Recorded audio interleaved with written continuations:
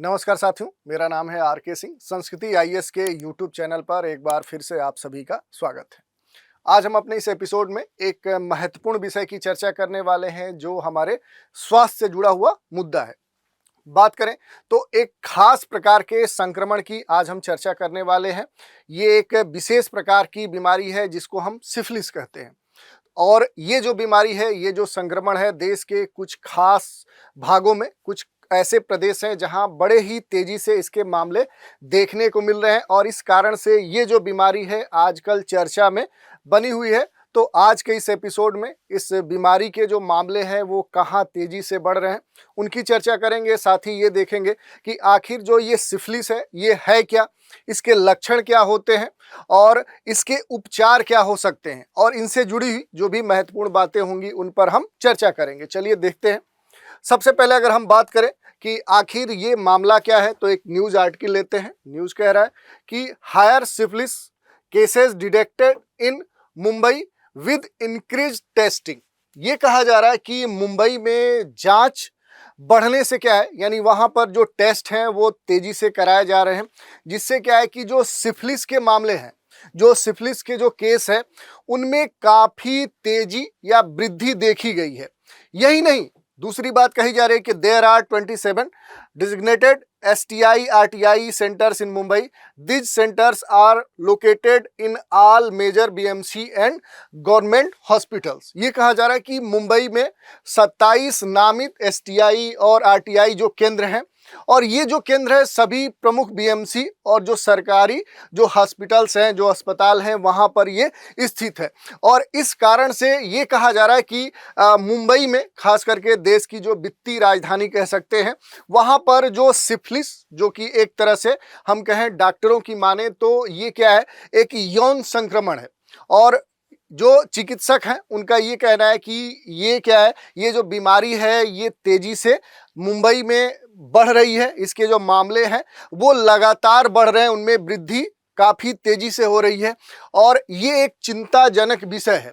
और इसी कारण से क्या है कि ये आजकल चर्चा में बनी हुई है, क्योंकि देश के कई हिस्सों में इसके मामले देखने को मिले हैं। और ये कहा जा रहा है कि खास तौर पे जो देश के बड़े शहर हैं, मेट्रोपॉलिटन जो सिटीज़ हैं, और जहाँ कहे कि बाहर से लोग बड़ी संख्या में रोजगार के लिए या कहें तो किसी भी अन्य कार्य के लिए आते हैं, वैसे जो शहर हैं, जो क्षेत्र हैं, वहाँ पर सिफिलिस के मामले तेजी से बढ़ रहे हैं। अगर हम बात करें सामान्य तौर पे, जो ये सिफिलिस जो बीमारी है ये मूल तौर पे एक कह सकते हैं यौन संचरण रोग है, डिजीज है। जो क्यों होता है, तो यौन संबंध के संदर्भ में एक से अधिक जो पार्टनर्स हैं उनके साथ संबंध बनाने के बाद ये संक्रमण तेजी से फैलता है।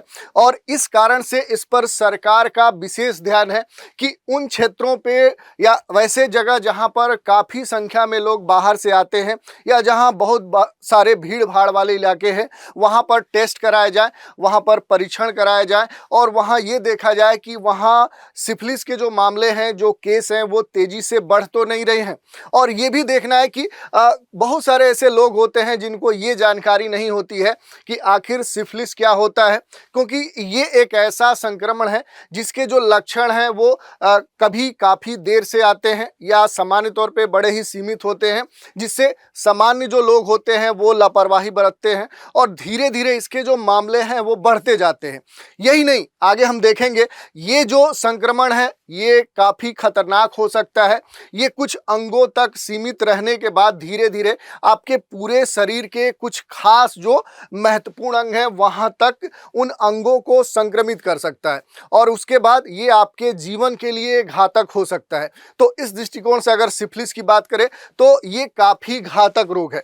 अब बात कर लें कि मुंबई की अगर हम बात करें तो मुंबई में जो एड्स नियंत्रण सोसाइटी है, MDACS है, उसके अनुसार अगर बात करें तो वर्ष 2018-19 का जो वर्ष है और 2022-23 के बीच के जो आंकड़े बताते हैं उनके अनुसार बेहतर यहाँ पर कह सकते हैं कि परीक्षण कराए गए हैं, जांच कराए गए हैं और उनके कारण से ये एक रिजल्ट देखने को मिला है कि सिफिलिस के लगभग 6000 से अधिक मामले कह सकते हैं कि मुंबई में देखने को मिले हैं। आप देख सकते हैं कि ये एक बड़ा आंकड़ा है और ये जो मामले हैं सिफिलिस के वो मुंबई में बड़े ही तेजी से देखने को मिल रहे हैं। जैसे अगर हम देखें तो देखिए ये आपके टेस्ट के आंकड़े दिए गए हैं अलग अलग वर्षों में, और आप देखेंगे कि यहाँ पर जो मामलों की संख्या है, जो केसेस पॉजिटिव पाए गए हैं उनकी संख्या लगातार बढ़ रही है। जैसे अगर बात करें 2018-19 में ये मामले काफ़ी कम थे, लेकिन उसके बाद 2022 और 23 तक आएंगे तो सिफिलिस के जो मामले हैं वो बड़े ही तेजी से बढ़ रहे हैं। अब ये क्यों बढ़ रहे हैं, इसके पीछे कारण क्या है? क्या लोगों के बीच में लापरवाही है? क्या ऐसे बहुत सारे कारण हो सकते हैं जिनके कारण ये मामले बढ़ रहे हैं? इस पर सरकार विचार कर रही है। इससे जुड़ी हुई जो संस्थाएं हैं, जो मेडिकल ऑर्गेनाइजेशन है, वो इस पर विचार कर रहे हैं कि कैसे ऐसे मामलों को रोका जाए, क्योंकि ये ऐसे संक्रमण हैं जो बड़ी ही तेजी से बढ़ते हैं। ये कह सकते हैं कि गुणोत्तर या ज्योमेट्रिक तरीके से बढ़ते हैं, और इनका जो प्रसार है उनको यदि रोका नहीं गया तो जल्दी ही क्या है कि ये एक क्षेत्र से दूसरे क्षेत्र में इनका प्रसार देखने को मिलता है और फिर ये एक लाइलाज बीमारी के तौर पे देखे जाने लगते हैं। तो इस कारण से सरकार काफ़ी चिंतित है, और इसी के लिए क्या है कि बहुत सारे क्षेत्र जहां पर पहले से डिटेक्ट किया गया है कि ये ऐसे क्षेत्र हैं जहां पर सिफिलिस के जो मामले हैं वो बढ़ सकते हैं, वहां पर लगातार टेस्ट वहां से जुड़ी हुई जो भी ऑर्गेनाइजेशन है वो करवा रही हैं। अब थोड़ा सा हम बात कर लें जो ये संक्रमण है या जो ये बीमारी है सिफिलिस, इसके बारे में सामान्य जागरूकता हम सभी को होनी चाहिए कि आखिर ये बीमारी होती क्या है। तो सबसे जो महत्वपूर्ण है कि जो सिफिलिस है ये क्या है, तो ये यौन संचारित एक संक्रमण है, एक बीमारी है जो किससे होता है, तो यौन संचरण के द्वारा ये फैलता है। दूसरी बात करें कि इसका यदि हम क्योर ना करें, उपचार ना करें, इसका अगर हम निदान ना करें तो धीरे धीरे क्या है कि शरीर से संबंधित कई सारी गंभीर जो बीमारियां हैं वो हमारे अंदर दिखने लगती हैं, उसके लक्षण देखने लगते हैं और वो धीरे धीरे आगे फैलने लगती है। अब इसमें दूसरी जो बात है कि ये जो संक्रमण है वो एक बैक्टीरिया से फैलता है, और वो जो बैक्टीरिया है वो है ट्रेपोनेमा पैलिडम। इसके द्वारा, इस बैक्टीरिया के द्वारा इसका संक्रमण होता है, और इसकी विशेषता है कि इसके संक्रमण होने के बाद धीरे धीरे क्या है कि जो सिफिलिस बैक्टीरिया है ये कई वर्षों तक बिना किसी लक्षण के आपके शरीर के अंदर विद्यमान रहता है, लेकिन उसके जो लक्षण हैं कभी कभी देखने को नहीं मिलते, यानी परिलक्षित नहीं होते हैं। तो ये काफ़ी घातक हो सकता है।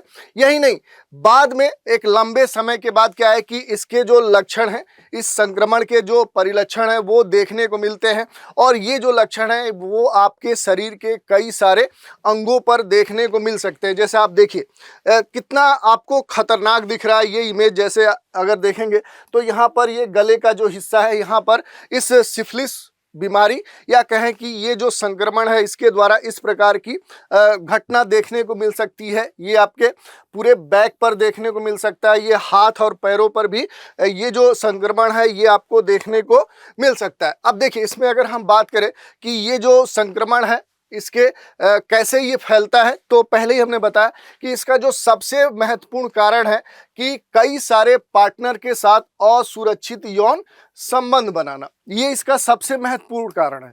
और आप देख सकते हैं कि जो ऐसे सिटीज हैं मेट्रोपॉलिटन जैसे दिल्ली, मुंबई है, कोलकाता है, तो ये बड़े शहर जहां पर बाहर से लोग रोजगार के लिए आते हैं या व्यवसाय के लिए आते हैं, वहां पर इस प्रकार की घटनाएं ज़्यादा देखने को मिलती है। या कहे तो हाई सोसाइटी वाले जो शहर हैं वहां पर भी ये मामले देखने को मिल रहे हैं।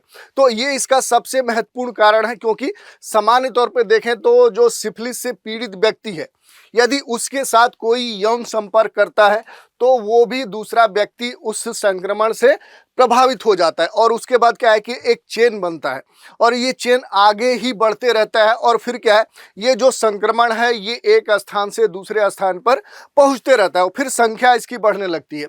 इसमें एक महत्वपूर्ण बात ये भी है कि कभी कभी ये यौन संपर्क के बजाय भी ये संक्रमण फैल जाता है। जैसे हमने एड्स में देखा है कि सामान्य तौर पे कुछ अन्य मामले हैं जो 0.1% है जिनके कारण भी एड्स का जो संक्रमण है वो फैलता है।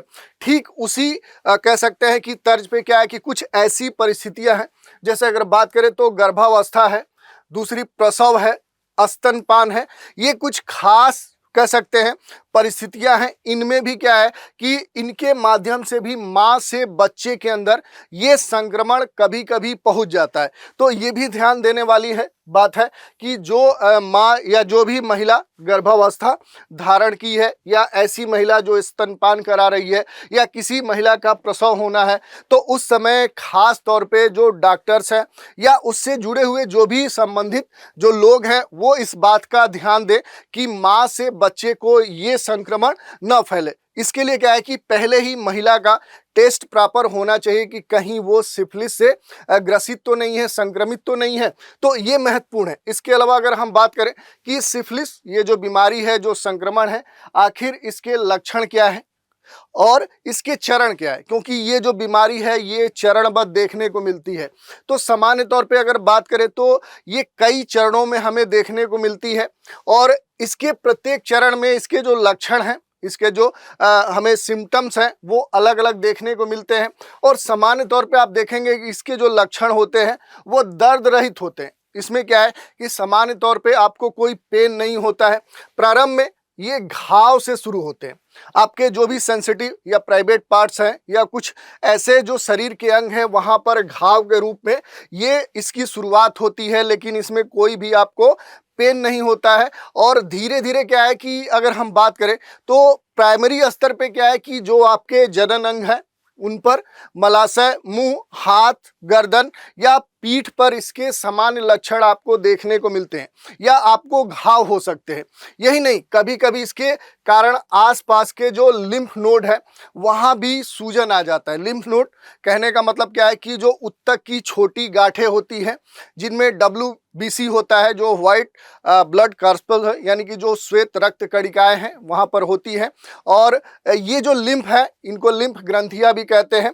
ये मूल रूप से क्या है कि हमें संक्रमण से लड़ने में हमारी मदद करती हैं। और ये जो WBC है ये मूल रूप से बात करें तो हमारे प्रतिरक्षा तंत्र का ही एक पार्ट है।